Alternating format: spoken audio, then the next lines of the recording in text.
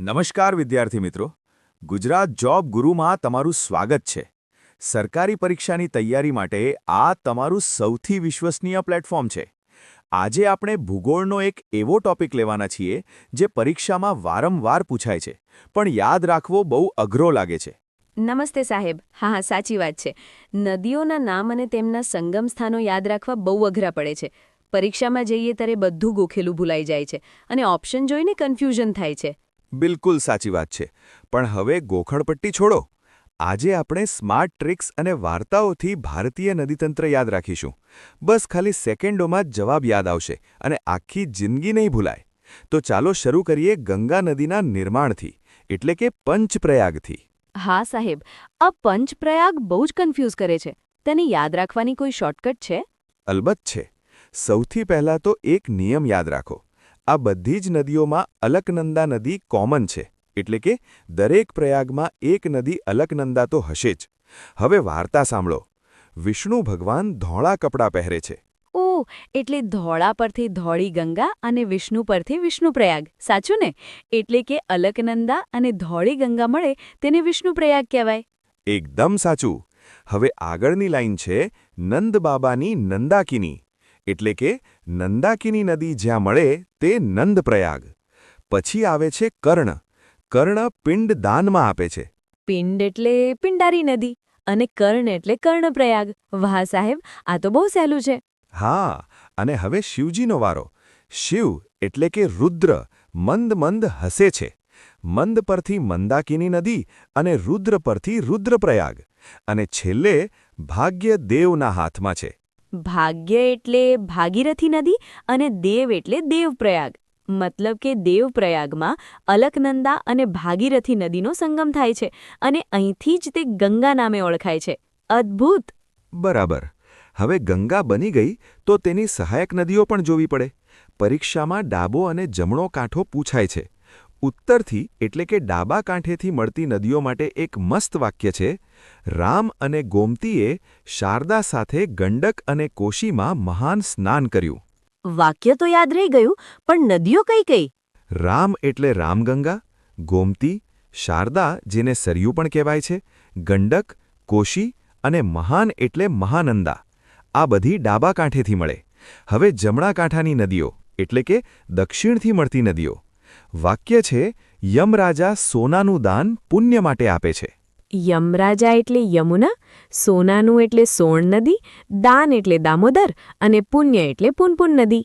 એકદમ સાચું. અને આ યમુના એ ગંગાની સૌથી મોટી સહાયક નદી છે. યમુના કિનારે વસેલા શહેરો વારંવાર પૂછાય છે. તેના માટે માત્ર એક જ શબ્દ યાદ રાખવાનો છે: દિલમાં આગ. દિલમાં આગ એટલે દી પરથી દિલ્હી, મા પરથી મથુરા અને આગ પરથી આગ્રા. સાહેબ, આ ખરેખર સ્માર્ટ વર્ક છે. હજુ તો બ્રહ્મપુત્રા નદી બાકી છે. બ્રહ્મપુત્રા નદી અલગ અલગ રાજ્યોમાં અલગ નામોથી ઓળખાય છે. એની સફર માટે એક રમૂજી વાક્ય યાદ રાખો: તિબેટમાં સાપ પકડ્યો, અરુણ ગયો દિહાડીએ, અસમમાં બ્રહ્માજી આવ્યા અને બાંગ્લાદેશમાં જમ્યા. આ બહુ ફની છે. મને ટ્રાય કરવા દો. તિબેટમાં સાપ એટલે સાંગપો, અરુણ ગયો દિહાડીએ એટલે અરુણાચલ પ્રદેશમાં દિહાંગ. શાબાશ! અને અસમમાં બ્રહ્માજી આવ્યા એટલે ત્યાં તેને બ્રહ્મપુત્રા કહેવાય. અને છેલ્લે બાંગ્લાદેશમાં જમ્યા એટલે બાંગ્લાદેશમાં પ્રવેશતા જ તેનું નામ જમુના થઈ જાય છે. અને હા, બ્રહ્મપુત્રા કિનારે આવેલા શહેરોની ટ્રીક છે: ડિબ્રુ અને તેજલ ગુફામાં ગયા, એટલે કે ડિબ્રુગઢ, તેજપુર અને ગુવાહાટી. સાહેબ, મેં સાંભળ્યું છે કે ગંગા અને બ્રહ્મપુત્રા જ્યારે બાંગ્લાદેશમાં મળે છે ત્યારે બહુ જ કન્ફ્યુઝન થાય છે.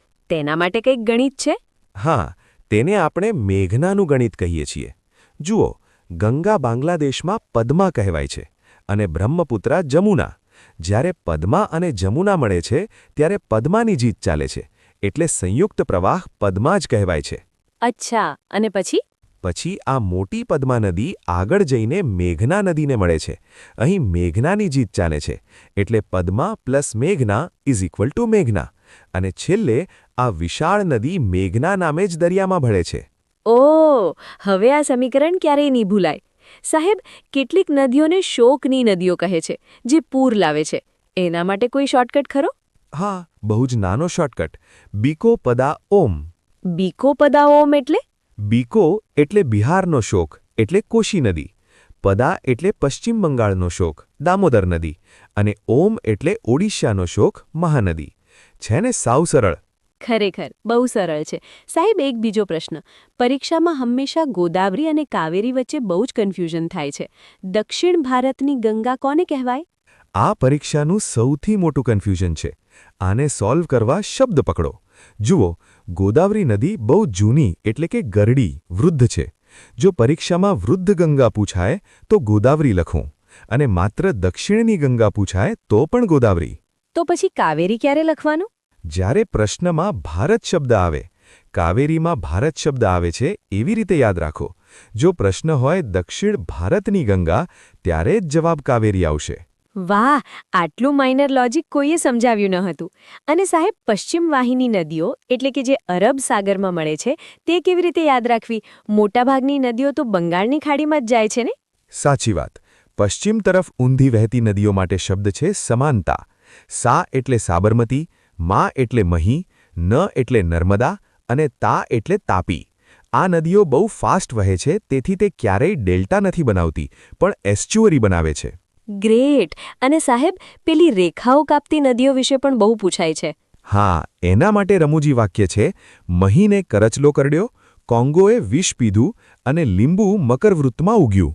મહી નદી કર્કવૃત્તને 2 વાર કાપે છે, આફ્રિકાની કોંગો નદી વિષુવવૃત્તને 2 વાર કાપે છે અને આફ્રિકાની જ લિમ્પોપો નદી મકરવૃત્તને 2 વાર કાપે છે.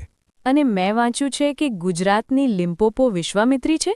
બિલકુલ, કારણ કે તેમાં મગરો જોવા મળે છે. અને હા, ગુજરાતની કુંવારિકા નદીઓ પૂછાય તો લુણી, બનાસ, સરસ્વતી અને રૂપેણ યાદ રાખવી, જે દરિયાને મળતી નથી પણ રણમાં સમાઈ જાય છે.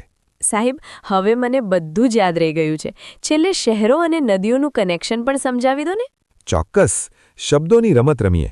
હૈદરાબાદ પૂછાય તો ઉંદર અથવા મૂષક યાદ કરવું એટલે મૂસી નદી. લખનૌ પૂછાય તો ગાય યાદ કરવી એટલે ગોમતી નદી. અયોધ્યા એટલે રામ ભગવાનની નગરી, તો નદી આવે સરયુ. કટક બોલીએ ત્યારે અવાજ કેવો આવે? કટક. કટક એટલે મહાનદી. હા, અને જમશેદપુરમાં સુવર્ણ કે સોનું યાદ રાખવું એટલે સુવર્ણરેખા નદી. અને ઉજ્જૈન એટલે મહાકાલેશ્વર, ત્યાં આવે ક્ષિપ્રા નદી. થેન્ક યુ સો મચ સાહેબ. આજે ભૂગોળ હંમેશા માટે મારા મગજમાં સેવ થઈ ગયું છે. હવે ઓપ્શન જોતા જ સીધી વાર્તા યાદ આવશે. મારો આત્મવિશ્વાસ ઘણો વધી ગયો છે. ખૂબ સરસ. આત્મવિશ્વાસ રાખો, તમારી તૈયારી સાચી દિશામાં છે. તો મિત્રો, જો તમને આ વિડિયો અને શોર્ટકટ ટ્રિક્સ મદદરૂપ થયા હોય તો તમારા મિત્રો સાથે ચોક્કસ શેર કરો, લાઇક કરો અને ગુજરાત જોબ ગુરુ ચેનલને સબસ્ક્રાઇબ કરો. નવી શોર્ટકટ ટ્રિક્સ સાથે ફરી મળીશું.